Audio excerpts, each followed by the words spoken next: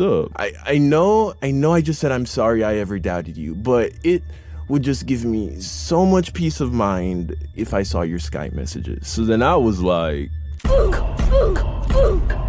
I am so fucked.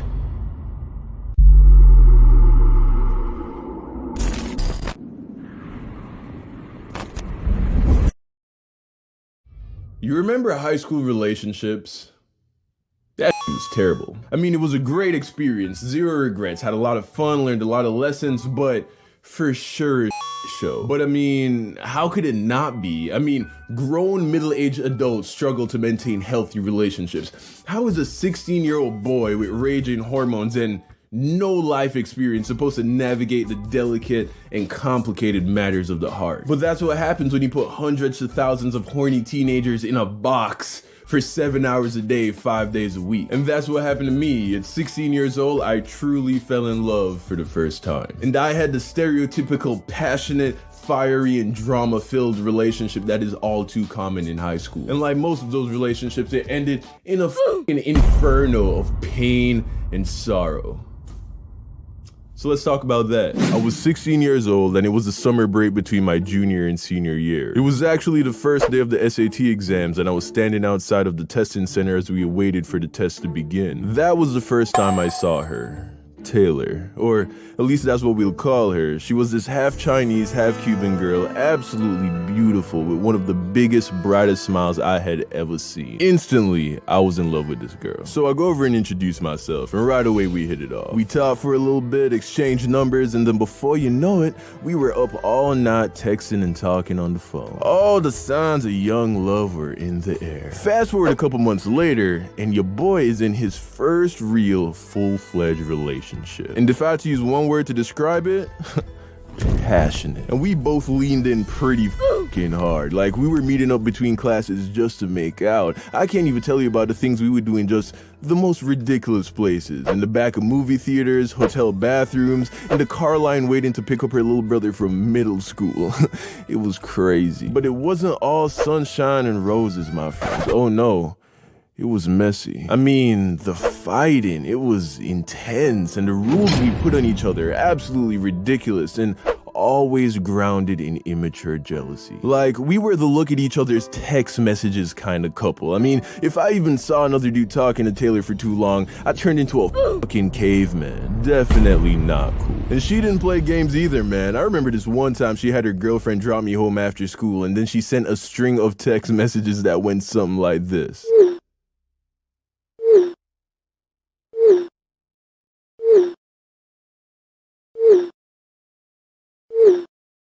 But we really did love each other. I believe that. And although it was a roller coaster and the lows were low, the highs were very high. But eventually, like all roller coasters must do, it came to an abrupt end. So one day, close to the end of senior year, Taylor was dropping me home after school when she turned to me and said, "Hey, let me see your phone." Now, by this time, this was a routine procedure, so I gladly handed her my phone because I thought I had nothing to hide. So she starts going through my phone, and first she goes to the text messages. So I'm like, "See, babe, you know I'm good to you." And then she's like, let me see your Facebook messages. So I showed her my Facebook messages. So I'm sitting there and I'm like, "Come on, babe, you know I'm not talking to any other girls." So then she's like, I know, I just want to make sure. Here, let me see your WhatsApp messages. So then I show her those, and then I'm like, okay, are you satisfied now? I mean, there are literally no more things to check. So finally, she's like, okay, yes, there's nothing to see on your phone. I'm sorry I doubted you. So then I'm like, thank you. Damn, girl. I mean, come on. I love you, babe. I would never do anything to hurt you. So then she's like, I know, I love you too. You know, it's just sometimes I think too much about it. So then I'm like, it's okay, babe. I get it. Just don't worry about it, all right? Text me when you get home, okay? I'll see you tomorrow. And then right as I'm opening the door, she says, hey, you use Skype, right? So then I'm like, yeah, what's up? I know I just said I'm sorry I ever doubted you, but it would just give me so much peace of mind if I saw your Skype messages. So then I was like, I am so fucked. So a little backstory. Now, I don't keep in touch with most of the people I went to school with in Jamaica. I don't use Facebook because it's stupid now, and I also wasn't that close with a lot of my friends back there to begin with. But there was like a handful of people that I still kept in touch with, two of which are girls. Now, one of them may or may not have technically been an ex-girlfriend, and the other one may or may not have been the girl I took to prom for high school in Jamaica. But it's not as bad as it sounds. The first girl, she was my girlfriend in like the 7th grade, okay? We were like 12. We didn't even kiss, so it wasn't like that. And the second girl, we were just friends. I mean, I shot my shot. Don't get me wrong, but also we were never intimate with each other. But we all stayed pretty close, so I would text these girls pretty often through Skype. But believe me when I say that the conversations were 100% innocent. These girls were just my friends. But I knew that if Taylor saw these enormous strings of text messages to these girls back in Jamaica, a place where I visit every year, she was gonna lose her shit, regardless of whether or not the texts were out of pocket. And to be fair, I probably would have reacted the exact same way. So now she's getting suspicious because she could sense my hesitation. So she's like, Don, show me your Skype. And I'm looking at her and I'm like, babe, come on. This is getting ridiculous. Well, why don't you trust me? So then she's like, I'm not trusting you because you're obviously hiding something. So show me your Skype. So now I'm sweating because I was pretty sure that if she saw these messages, she was never gonna speak to me again. So now I'm like, babe, please, let's just drop it. But baby girl wasn't having it, man. She was like, are you going to show me your messages or not? Well, no. She was like, excuse me? So then I was like, I said, I'm coming. So then she's like, Don, if you don't show me your Skype messages right now, I am breaking up with you. So there I was, cornered with nowhere left to turn. I unlocked my phone, pull up my Skype inbox, and I handed her the phone. So she takes the phone, looks at the messages, and I'm like, yeah, this relationship is over. Because there was no way she was gonna let this slide. So in a final effort to save my relationship, I was like, babe, it's not what you think it is. These are my friends. I wasn't trying to hide anything from you, but I know how you'd feel about this. I promise I'm not up to anything. Just read a text, see for yourself. But she just sat there in silence, furious. Eventually she turns to me and then So now I'm scrolling through her contacts to see if I saw any names that looked familiar from school. Again, not really looking for anything incriminating. I was just honestly waiting for her to complete her investigation of my Skype account. So I'm scrolling and then I see it. I see his name, her ex-boyfriend.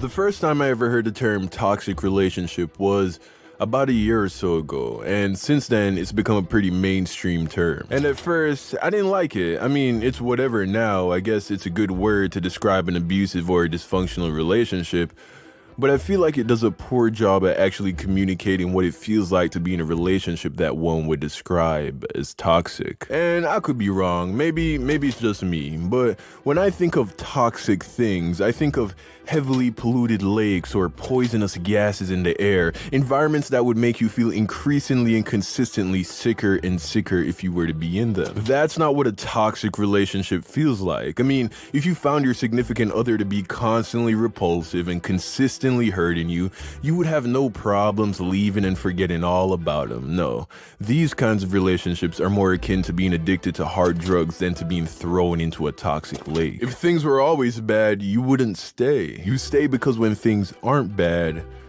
they feel really good. Dysfunctional relationships have a kind of fire to them that you don't really see in healthy relationships because of how often and how drastically things swing from being really good to really bad. And it's that contrast that makes things exciting. It's the hope for another really good day that makes you willing to stick through all the bullshit. no matter how bad it gets. But these relationships, by their very nature, are self-destructive, and eventually they implode. So when we left off at the end of the last video, which was part 1, this is part 2. Go ahead and watch part 1. I'll link to it on the screen. Check it out if you haven't seen it as yet. We were in the middle of the implosion of my toxic high school relationship. So let's pick up where we left off. Babe, it's not what you think it is. These are my friends. I wasn't trying to hide anything from you, but I know how you'd feel about this. I promise I'm not up to anything. Just read a text, see for yourself. But she just sat there in silence, furious. Eventually she turns to me and then she says, Don, I don't even know what to say to you. Babe, just get out. Just get out, just go. So that's what I did. I got out the car and went inside. But like I said in the last video, this wasn't what broke us up. After she got home, we got on the phone, talked it out, and by the end, we were both numb and emotionally drained, but still together, and we moved on from it. Kinda. But this was not out of the ordinary in our relationship. We both imposed rules on each other that came from places of insecurity and dysfunction. We were both type A personalities, very controlling, and we were young, immature, and inexperienced. And I'll be real with you, I was much worse than her. Too rich for who, y'all just got rich again. Who grips the mic and likes to kill their friends. I've never been the top to make amends. If she was at an 8, we like to. Yeah. If she was at an 8, I like to make it 10. And I'm not sure where it came from, man. Maybe it's just in my genes, maybe it's because of my childhood, maybe I just needed to grow up. But it has been a journey to get to where I am today, and even still, I feel like I have very far left to go. But somehow we made it to the end of senior year, and at the end of the year, things felt good. I remember the last time I saw her, I was sure that this was going to be the girl that I would marry one day. It was actually in the airport. This was the last time that I would see her for years, but let me back up for a second. I feel like I'm a little all over the place, so let me try and make sure that we're all on the same page. In the summer of 2011, I moved from Jamaica to America at the age of 15. I was made a junior in high school. I would turn 16 that December. In the summer of 2012, I met Taylor, who would then be my girlfriend until the summer of 2013 when we broke up. During that year that we were together, I lost my virginity to her. We met each other's family. We went to prom. We went to each other's basketball games. We broke up. We got back together. Oh, and that scene in the car where she read my Skype messages, that happened close to the end, maybe a couple months before we broke up. So now we're back in the airport, a couple weeks before our final breakup. I was flying back to Jamaica where I would spend the summer before I moved to California, which is where I would be living for the next 4 years in college. I was going to California to pursue my dreams of becoming a professional basketball player. Taylor and I had agreed to maintain a long-distance relationship, and we were naively optimistic about the future. So there we are in the airport where we would say our last goodbyes before I moved away. And I remember telling her that I wanted her to enjoy her college experience and that I trusted her. I knew I was lying to myself, but I also knew that the way how I had been handling the relationship in regards to allowing my insecurities to cause problems was definitely not gonna work for a long-distance relationship. I knew I had to be a better boyfriend if I wanted it to work. And I did want it to work. I mean, I was madly in love with this girl. I knew that I had to start trusting her. So I made it a point to start trying really hard, and I gave her my word that going forward, I was not gonna be a jealous or controlling partner at all. And she said she was gonna do the same for me. So we kissed goodbye, I got on the plane, and that would be the last time that I would see her in person for almost 4 years. So fast forward a couple weeks and I'm chilling at my crib in Jamaica with my family. I can't remember anything eventful happening those first 2 weeks, mostly just watching Netflix and playing video games, but Taylor and I spoke every day. One day Taylor and I were texting each other, and then I told her that I was gonna hang out with some of my old friends. I think telling her that rekindled some dormant feelings that never quite went away after the Skype fight. So from out of what felt like nowhere, she asked me for my Skype password. Now, on one hand, I was very surprised because that was some next level shit. To ask me for my password to my Skype account, which at 17 was of course the same password that I used for everything. This was some serious invasion of privacy, and I didn't feel like I deserved it. But I love this girl, and I really did stop talking to my girlfriends from Jamaica after the Skype fight. It was one of the things I promised her the day of the fight. So I gave her my password because I knew for sure that there was nothing to see. So there I am, sitting at my computer, waiting to hear back from Taylor after she investigates my Skype. And it starts to take a while, like 7 minutes or so had passed, and I'm like, what the f is taking her so long? Now, although I was willing to give her my password, made no mistake, I thought that this was ridiculous, like beyond reasonable paranoia. So almost as a joke, I tell her to give me her Skype password. Now, here's why I said it was like a joke, because it was to my understanding that Taylor never used her Skype account. She told me way back at the start of the relationship that she had like a handful of contacts from middle school, but she never uses it nowadays. I know this because we never Skyped during our relationship, which we would have if she used the app, but she didn't. Or at least that's what she told me. Me asking her for her password, if anything, was just an attempt to show her indirectly how crazy this was. But it didn't faze her at all because she sent me her password with no hesitation. So there I am, just waiting, and then eventually I was like, all right, I'll log into her account and see what it looks like. Again, not expecting to see anything remotely interesting. I signed into her account and lo and behold, it was not at all what I expected. There were well over 100 contacts listed in her Skype, which was the first thing that gave me pause. Why? Because I was expecting a handful of people. I mean, I myself had like under 40 contacts and I used the app regularly. But okay, she had a lot of contacts. It doesn't really mean anything. Maybe I misinterpreted what she meant by a handful of people. So now I'm scrolling through her contacts to see if I saw any names that looked familiar from school. Again, not really looking for anything incriminating. I was just honestly waiting for her to complete her investigation of my Skype account. So I'm scrolling and then I see it. I see his name. Her ex-boyfriend. That was the second thing that threw me off because according to Taylor, they never spoke and she supposedly cut him out of her life after they broke up. Or at least that's what she told me. So now I had to know, had Taylor been communicating with her ex? Hey man, I told y'all from the jump, this entire story is just a complete show of dysfunctional behavior on both sides. So I click on his name and there it was, as clear as day. Within the last 2 weeks, they had Skyped twice. And my 17-year-old insecure self just didn't know how to process that. My girlfriend was Skyping her ex. Boy, did that shit bother me. And that's all the information I had. It didn't tell me how long the conversations were. It didn't tell me who called who. There were no text messages going back and forth. Just 2 timestamps for the 2 video calls. So now I'm starting to get anxious. Like, I ain't know what to do with myself. So I log out of her account and now I'm just sitting there waiting for her to text me back. Finally she does, and of course she tells me that she's sorry for not trusting me and that this wasn't gonna happen again. So then I text her back and then I'm like, yeah, you're right. This will never happen again. Because we are done.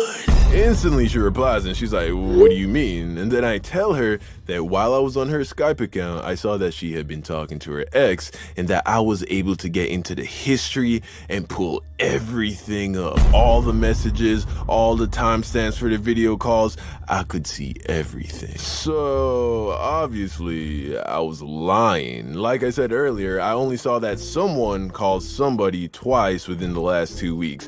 That's all the information I had to work with. So I lied. Why? Because I was fishing. I knew I didn't have much to work with, but I knew I had to find out if she was talking to this behind my back, because there was no way I could do a long-distance relationship without knowing for sure. So I figured my best bet was to pretend like I saw and knew everything and then get her to snitch on herself. And it worked. She started sending me paragraphs of text filled with explanations, apologies, and excuses, and I'm just like, holy f***ing this is real. She had been talking to her ex. It wasn't until that moment that I knew for sure. So it wasn't until that moment that I really lost my shit. I then proceeded to lean into this girl, man. Oh my God, man. I went off, my G. I said the meanest, most hurtful shit that I could think of. If I had just called her a thought and left it at that, which, still terrible, that would have been me handling the situation 10 times better than I actually did. So there I am, angry, hurt, confused, but mostly angry. And there, in my state of undeserved self-righteousness after sending several hurtful messages in an attempt to cut this poor girl down, a girl that I truly loved, I told her that I was done with the relationship and that I hope we never speak again.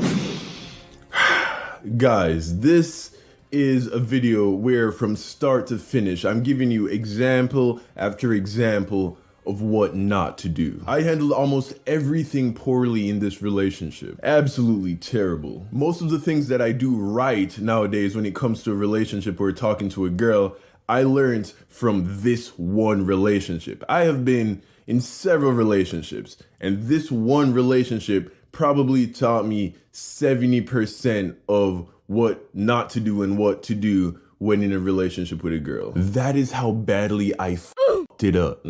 It's kind of sad. I destroyed that relationship. I mean, sure, both of us played a role in the ultimate demise of the relationship, but I personally believe that I had a lot more to do with it than she did.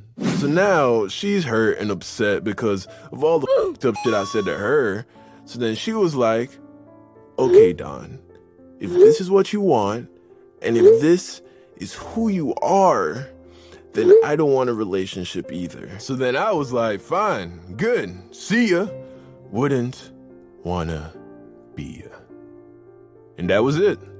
That was the last day that we were ever a couple. I did so many things wrong in that relationship. I made so many mistakes that unfortunately I would make again in future relationships. I mean, I don't think I was that out of pocket being upset about the fact that Taylor seemed to be getting close to her ex again. In my personal opinion, I don't think it's necessarily appropriate for a partner to be close to an ex. But I also don't think that most girls, I mean, I only date girls, so that's what I'm gonna speak to. I don't think that most girls want to be close with their ex. In all honesty, I think I pushed her there with the fighting, the jealousy, the controllingness, all of that just pushed her farther and farther away. And of course, I'm a much better partner, a much better person today because of these mistakes that I made when I was 17 with Taylor. I'm a lot more mindful of controlling and jealous behavior and feelings. And I'm also a lot more confident and secure in myself today than I was back then. So this kind of doesn't happen anymore. There are so many lessons that you could take away from this story. But the point that I want to focus on today is dealing with fear. Because at the root of all of these problems was fear. And the funny thing about fear is that it's usually irrational, ungrounded in facts or logic. I was so afraid of somebody else coming along and gaining Taylor's love and affection, taking that away from me based on absolutely no evidence. She had never done anything to indicate that she would ever allow something like that to happen. But I still allowed myself to become afraid of this imaginary fictional threat that I made up. And it made me behave in a way that caused the exact thing that I was afraid of to come true. Do you get how that is? But if you know anything about the law of attraction, then that makes perfect sense that that would happen. You know, you focus on something negative so much, even though there's no reason to believe that negative thing would happen, it happens just because you're constantly thinking of it. So I guess what I want to ask of you is to ask yourself, what decisions are you making out of fear? And it's not limited to just relationships. Maybe you want a new job, you're tired of the job you're working at, but you're afraid of that in-between period where you don't know what's going on, where you don't have a job, where you don't know where you're getting money from. Maybe you want to change majors, but you're afraid of what your friends or your parents might say because, you know, you seem to be losing focus or switching up. Maybe you want to do something that to other people seems so not you that you're afraid to do it. You know, maybe you want to be a rapper, but you've always been the quiet guy. Maybe you want to be a musician or a painter or a videographer, or, you know, you want to do something that people are going to say, oh, that's not you. So you're afraid of what they're going to say. You're afraid of the rejection, so you don't do it. Whatever it is, any decision that is made out of fear, I can almost guarantee you is the wrong decision.